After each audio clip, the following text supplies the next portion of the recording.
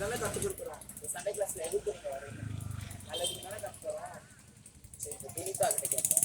வினிதா, இந்த சண்டே கிளாஸ்ல நீங்க என்ன கற்றுக்கிறோம்?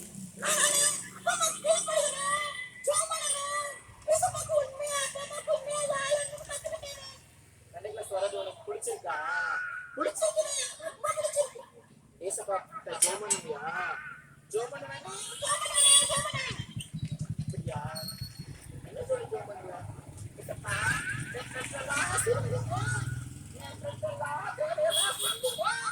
ஏசப்பா எல்லாரும் ஆண்டவரே பெரிய ஜெபம் பண்ணுவேன். அப்படியா?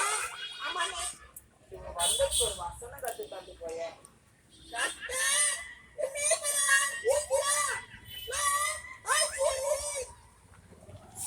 ஓகே, நான் கிளம்பணும். டைம் வந்துச்சு.